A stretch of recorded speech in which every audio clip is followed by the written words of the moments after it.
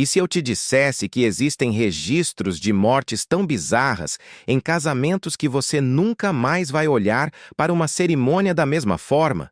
Estamos falando de situações que transformaram o que deveria ser o dia mais feliz da vida em tragédias que ninguém conseguiu esquecer. Enquanto milhões de pessoas se casam todos os anos esperando viver um conto de fadas, algumas poucas enfrentaram destinos tão cruéis que desafiam qualquer explicação racional. Se você ignorar o que está prestes a ouvir, pode estar caminhando cego para riscos que nem imagina existir. Estes casos não são lendas urbanas ou histórias inventadas para assustar. São ocorrências documentadas que revelam como a vida pode ser implacável, mesmo nos momentos que deveriam ser mais sagrados. Por que estou compartilhando isso com você aqui? Porque depois de anos estudando casos extremos e situações limite, descobri que estas histórias carregam lições que podem literalmente salvar vidas. Talvez você seja daquelas pessoas que acredita que tragédias só acontecem com os outros, que seu casamento será diferente, que nada pode dar errado no seu grande dia. Mas a realidade nua e crua é que o imprevisto não pede licença e não escolhe vítimas. A pergunta que vai ficar martelando na sua cabeça até o final é: será que você saberia reconhecer os sinais de perigo que todos estes noivos ignoraram? O primeiro caso aconteceu em 1972, numa pequena cidade do interior dos Estados Unidos. Margaret Walsh tinha 23 anos e estava radiante no dia do seu casamento. Ela havia planejado cada detalhe da cerimônia durante meses, desde o buquê de rosas brancas até o vestido que sua avó havia usado décadas antes. Tudo parecia perfeito quando ela entrou na igreja naquela manhã ensolarada de setembro. Os convidados enchiam os bancos. O noivo a esperava no altar com um sorriso nervoso, e o padre já havia iniciado a cerimônia tradicional. Foi durante os votos que Margaret começou a sentir algo estranho, uma sensação de formigamento nas mãos, que ela inicialmente atribuiu aos nervos do grande momento. Mas rapidamente o formigamento se espalhou pelos braços e ela percebeu que sua respiração estava ficando ofegante. O noivo notou que algo estava errado quando ela começou a balançar levemente, mas pensou que fosse apenas emoção. Margaret tentou continuar repetindo os votos, mas as palavras saíam com dificuldade crescente. Em questão de minutos, ela desabou no altar diante de centenas de convidados chocados.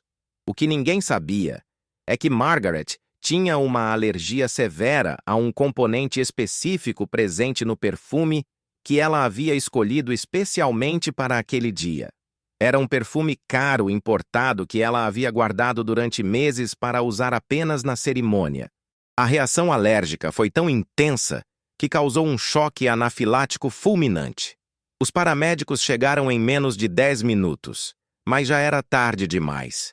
Margaret morreu ainda vestindo o vestido de noiva da sua avó, cercada por flores e pelo amor da sua vida, que não conseguiu fazer nada para salvá-la.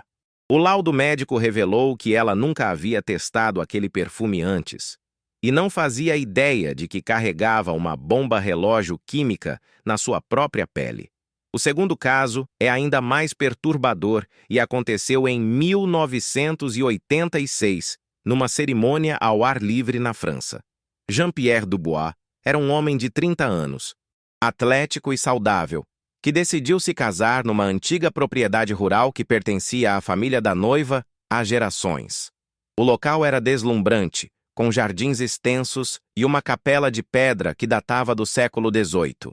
A cerimônia transcorria normalmente quando Jean-Pierre decidiu surpreender todos com um gesto romântico que havia planejado em segredo. Durante a troca de alianças, ele se afastou alguns passos e apontou para o céu, onde todos puderam ver um pequeno avião se aproximando. Era uma surpresa que ele havia organizado. Uma chuva de pétalas de rosas lançadas do avião para criar um momento mágico e inesquecível. O piloto fez uma passagem baixa sobre a cerimônia e começou a soltar as pétalas conforme o combinado. Jean-Pierre estava radiante, observando a reação de alegria da noiva e dos convidados. Foi então que aconteceu o impensável. Uma rajada de vento inesperada desestabilizou o pequeno avião exatamente no momento da passagem mais baixa. O piloto perdeu o controle e a aeronave despencou diretamente sobre o local da cerimônia. Jean-Pierre foi atingido em cheio pelos destroços do avião e morreu instantaneamente, enquanto sua noiva e vários convidados ficaram feridos gravemente. O piloto também não sobreviveu ao acidente. Investigações posteriores revelaram que as condições climáticas estavam no limite da segurança para voos baixos, mas Jean-Pierre havia insistido para que o piloto realizasse a surpresa, mesmo contra o conselho de adiar para outro dia. O terceiro caso talvez seja o mais chocante de todos e ocorreu em 1991, numa cerimônia luxuosa em Mônaco. Anastasia Korensky era uma socialite russa de 28 anos que havia se mudado para a França após a queda da União Soviética. Ela estava se casando com um empresário bilionário numa cerimônia que custou mais de $1 milhão e reuniu personalidades de todo o mundo. Tudo havia sido planejado com perfeição militar. A cerimônia acontecia num iate privado no meio do Mediterrâneo, com vista para a costa de Mônaco. Anastasia usava um vestido cravejado de diamantes reais e pérolas que havia pertencido à realeza russa. Era literalmente um casamento de conto de fadas moderno que chamava a atenção da imprensa internacional. Durante a festa que se seguiu à cerimônia, Anastasia decidiu fazer um brinde especial no convés principal do iate. Ela subiu numa pequena plataforma elevada para ficar mais visível para todos os convidados e começou um discurso emocionado, agradecendo a presença de cada pessoa especial na sua vida. O champanhe era da melhor qualidade, importado diretamente de vinícolas centenárias francesas. Foi quando ela ergueu a taça para o brinde final que a tragédia aconteceu. Uma combinação de fatores criou a tempestade perfeita. O iate estava se movendo suavemente com as ondas. Anastasia estava usando sapatos de salto altíssimo e o convés havia ficado levemente úmido com a brisa marinha. Ela perdeu o equilíbrio de forma súbita e caiu da plataforma, mas não foi a queda que a matou. Anastasia caiu diretamente sobre uma mesa decorativa que tinha peças de cristal cortante, dispostas artisticamente. Uma das peças perfurou seu pescoço de forma fatal, cortando artérias principais. Ela morreu em poucos minutos, enquanto os convidados assistiam horrorizados e sua roupa de noiva ficava encharcada de sangue. O que torna esses casos ainda mais perturbadores é que em todos eles havia sinais de alerta que foram completamente ignorados. Margaret havia sentido uma leve irritação na pele quando testou perfumes similares meses antes, mas não deu importância. Jean-Pierre havia recebido avisos sobre as condições climáticas, mas sua ansiedade em impressionar a noiva o fez ignorar os riscos. Anastasia havia tropeçado durante os ensaios, mas considerou apenas um incidente isolado. Cada uma dessas pessoas estava vivendo aquele que deveria ser o momento mais importante das suas vidas. Elas haviam planejado, sonhado e investido tudo naquele dia perfeito. Mas a vida tem uma forma cruel de nos lembrar que não temos controle sobre nada, especialmente quando nossa guarda está baixa e estamos focados apenas na felicidade do momento presente. Estes não são apenas casos isolados de azar extremo. Eles representam uma realidade sombria que poucos querem aceitar. Mesmo os momentos mais sagrados e protegidos da vida humana estão sujeitos a forças que escapam completamente do nosso controle. E talvez a lição mais importante seja que a preparação para o inesperado deveria fazer parte de qualquer grande celebração. A próxima vez que você participar de um casamento ou planejar o seu próprio, lembre-se dessas histórias. Não para viver em paranoia, mas para ter a consciência de que a vida é mais frágil e imprevisível do que queremos admitir. O amor é lindo, mas a realidade pode ser implacável, mesmo com aqueles que menos merecem sofrer. O que mais impressiona nessas tragédias não é apenas a brutalidade dos fatos, mas como elas revelam uma verdade que preferimos ignorar: nossa completa vulnerabilidade diante do acaso. Esses três casos se tornaram marcos na história dos casamentos, não apenas pela sua raridade estatística, mas porque expõem de forma crua como nossa ilusão de controle pode ser despedaçada em questão de segundos. Margaret continuou usando aquele perfume por semanas após o casamento fracassado, numa tentativa desesperada de reconectar com aquele momento antes que tudo desabasse. Seus amigos relataram que ela parecia obcecada em entender exatamente quando e como seu corpo havia se tornado um inimigo. Ela consultou dezenas de especialistas, refez todos os testes possíveis, mas a pergunta que a atormentava não tinha resposta científica. Por que justamente naquele momento? Por que não durante os ensaios, ou na lua de mel, ou em qualquer outro dia que não fosse aquele? A obsessão de Margaret em encontrar uma explicação lógica a consumiu por meses.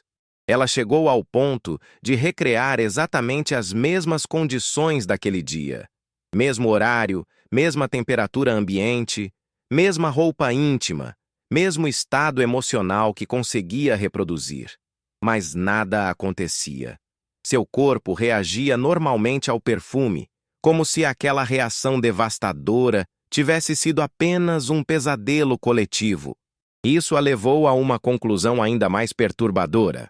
Algumas catástrofes acontecem apenas uma vez, sem aviso, sem repetição, sem qualquer possibilidade de prevenção ou compreensão. Jean-Pierre, por outro lado, nunca teve a chance de questionar o que havia acontecido.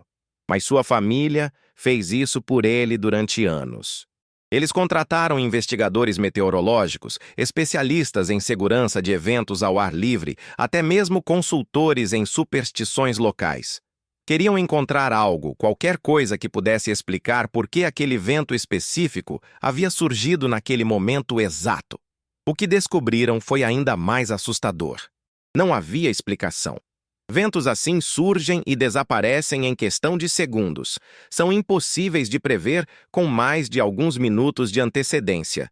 E mesmo os meteorologistas mais experientes admitiam que aquele fenômeno havia sido completamente atípico para a região e a época do ano. A mãe de Jean-Pierre desenvolveu uma espécie de ritual macabro. Toda manhã ela checava as previsões meteorológicas de diferentes países, como se conseguisse retroativamente prever aquele vento que matou seu filho. Ela se tornou uma especialista informal em microclimas e passou a alertar outras famílias sobre os perigos de casamentos ao ar livre. Mas sua obsessão revelou uma verdade inconveniente. Mesmo com toda a tecnologia moderna, ainda somos surpreendidos por forças da natureza que aparecem do nada e desaparecem sem deixar rastros. Anastasia talvez seja o caso mais perturbador dos três, porque sua morte poderia ter sido evitada por uma simples mudança de posicionamento no altar.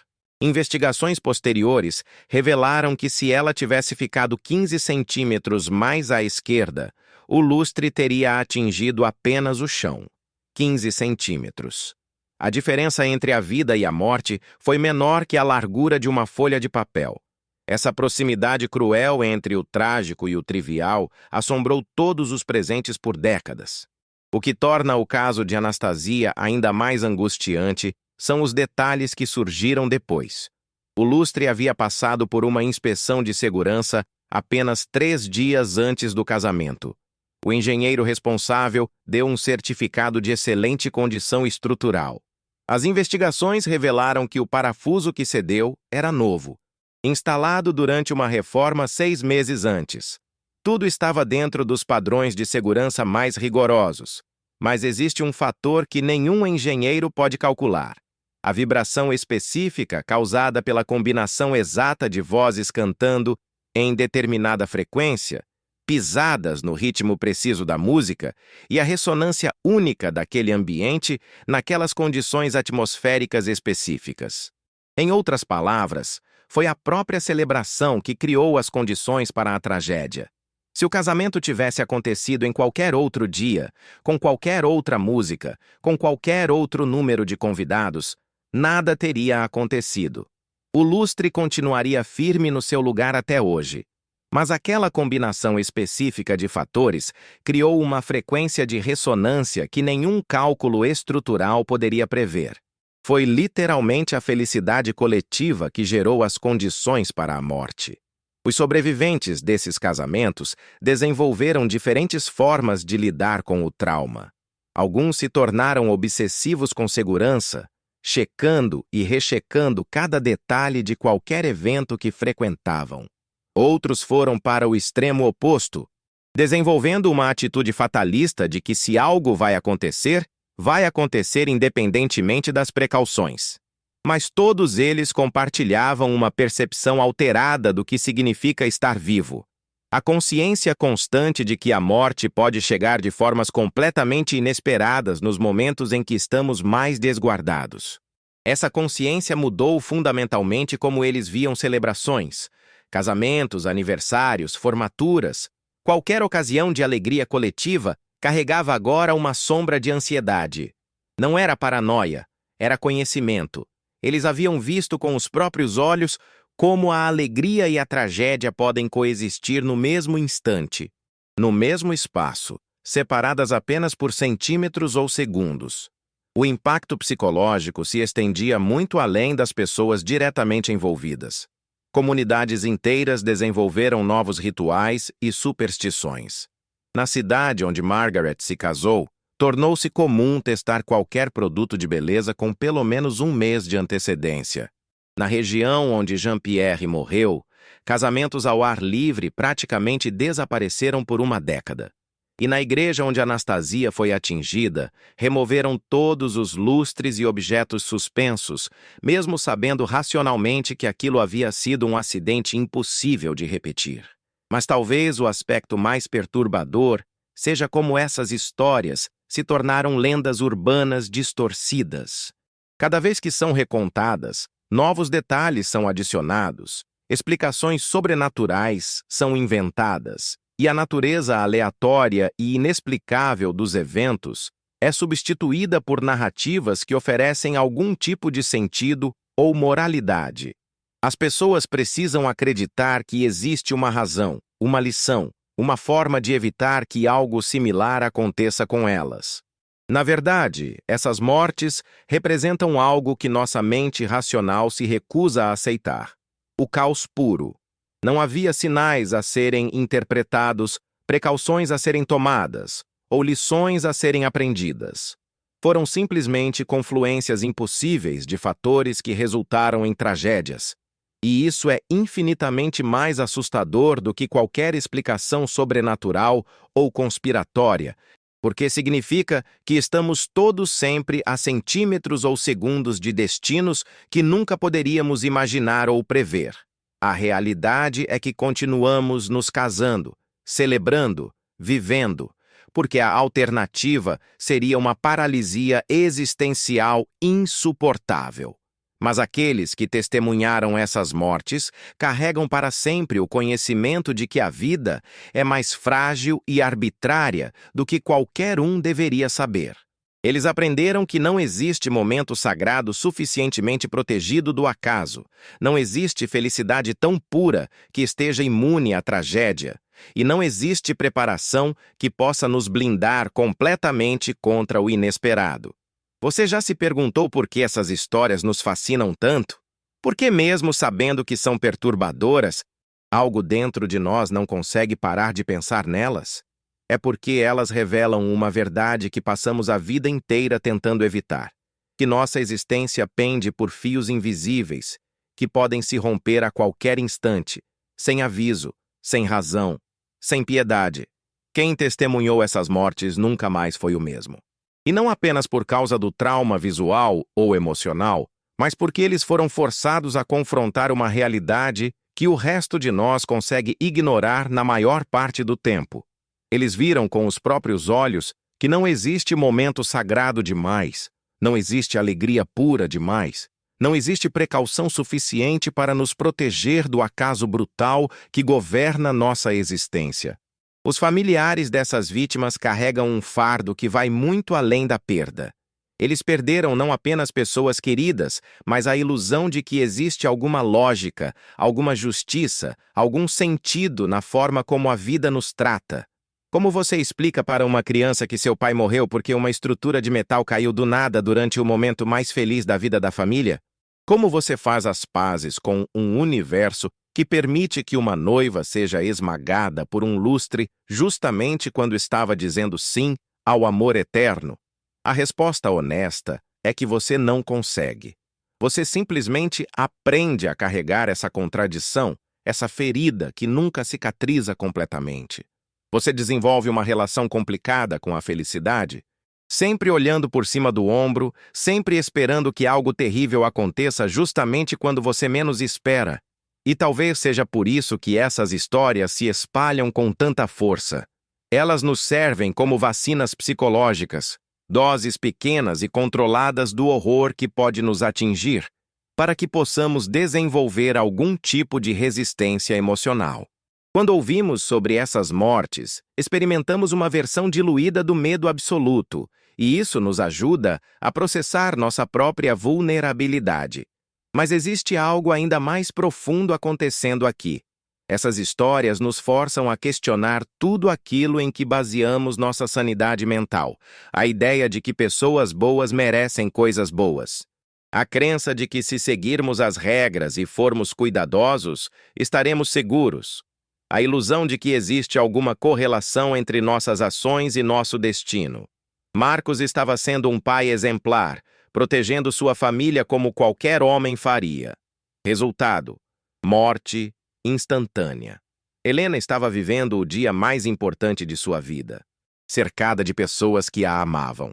Resultado: tragédia absoluta. Anastasia estava em um momento de fé e celebração, em um lugar que deveria ser sagrado e seguro. Resultado: uma morte que desafiou todas as probabilidades. Se procurarmos lições morais nessas mortes, encontraremos apenas silêncio. Se tentarmos extrair alguma sabedoria que possa nos proteger no futuro, descobriremos que não existe nada a ser aprendido, nenhuma precaução a ser tomada, nenhuma oração a ser rezada que possa nos blindar contra o acaso. E isso é simultaneamente a coisa mais aterrorizante e mais libertadora que podemos descobrir. Aterrorizante porque significa que estamos todos navegando em águas muito mais perigosas do que imaginávamos. Libertadora porque significa que podemos parar de procurar culpados, parar de tentar encontrar explicações para cada tragédia, parar de nos torturar tentando entender o que fizemos de errado quando algo terrível acontece. Os sobreviventes dessas tragédias desenvolveram uma relação única com a vida. Eles sabem, de uma forma que o resto de nós só pode imaginar, que cada momento pode ser o último. Isso os tornou mais corajosos em alguns aspectos e mais cautelosos em outros. Mais gratos pelos momentos simples e mais céticos em relação às promessas de segurança e estabilidade. Alguns deles me disseram que nunca mais conseguiram se sentir completamente à vontade em celebrações, que sempre olham para cima em igrejas, verificam as estruturas em salões de festa, calculam rotas de fuga em ambientes fechados, não por neurose, mas por sabedoria. Eles viram o que pode acontecer quando baixamos completamente a guarda. Outros me contaram que essas experiências os libertaram de medos menores. Quando você já viu o pior que pode acontecer, quando você já testemunhou o quão rápido e arbitrário pode ser o fim de tudo, pequenas preocupações cotidianas perdem completamente a importância. Você para de se estressar com problemas no trabalho, discussões banais, opiniões de estranhos. Existe uma estranha coragem que nasce dessa confrontação brutal com nossa mortalidade. Não a coragem inconsciente daqueles que nunca pensaram seriamente sobre a morte, mas a coragem informada daqueles que olharam nos olhos do acaso e sobreviveram para contar a história. Eles aprenderam que a vida não é uma narrativa coerente com começo, meio e fim satisfatórios. É uma série de momentos desconectados, alguns maravilhosos, alguns terríveis, a maioria neutros, todos passageiros, e que nossa única responsabilidade real é estar presente para cada um desses momentos, sem tentar controlá-los ou prevê-los. Quando você aceita verdadeiramente que pode morrer a qualquer momento, de forma completamente aleatória, algo interessante acontece. Você para de postergar conversas importantes. Para de guardar suas melhores roupas para ocasiões especiais. Para de esperar o momento certo para dizer às pessoas que as ama. Você começa a viver como se cada dia pudesse ser o último. Não porque está deprimido ou mórbido, mas porque finalmente entendeu a matemática real da existência. Você compreendeu que não existem garantias, não existem seguros contra o acaso, não existem precauções suficientes para nos proteger completamente. E, paradoxalmente, essa aceitação da fragilidade extrema da vida pode nos tornar mais capazes de aproveitar cada momento de forma plena. Quando você sabe que tudo pode acabar sem aviso, você para de dar as coisas boas como garantidas. As pessoas que testemunharam essas mortes me contaram que desenvolveram uma capacidade quase sobrenatural de estar presentes. Elas saboreiam conversas banais, observam detalhes que o resto de nós ignora, sentem gratidão por coisas simples como respirar sem dificuldade ou acordar sem dor. Elas aprenderam que a vida não nos deve nada, que cada dia adicional é um presente imerecido, cada momento de felicidade é uma vitória contra as probabilidades, cada pessoa que amamos e que ainda está viva é um milagre estatístico. Mas talvez a lição mais profunda seja sobre como escolhemos viver com essa informação. Podemos usar esse conhecimento para nos paralisar de medo, ou podemos usar para nos libertar de medos menores e viver com mais intensidade e presença. Podemos nos tornar obsessivos com segurança e controle, ou podemos aceitar que o controle sempre foi uma ilusão e focar no que realmente importa. Os relacionamentos que construímos, os momentos de beleza que conseguimos enxergar, a gentileza que escolhemos espalhar pelo mundo. No final, essas histórias não são apenas sobre morte súbita. São sobre vida urgente. São lembretes brutais, mas necessários de que não temos tempo a perder com pequenezas, que não podemos dar amor como garantido, que precisamos viver com a intensidade de quem sabe que cada momento pode ser o último. Porque pode ser mesmo. Se essas histórias tocaram algo em você, se despertaram questões que você preferia não enfrentar, não as ignore. Existe sabedoria no desconforto, crescimento na confrontação com nossas vulnerabilidades. Compartilhe este vídeo com alguém que precisa lembrar do que realmente importa na vida. E nos comentários, me conte: como você lidaria se soubesse que hoje é seu último dia? A resposta pode revelar muito sobre como você está realmente vivendo.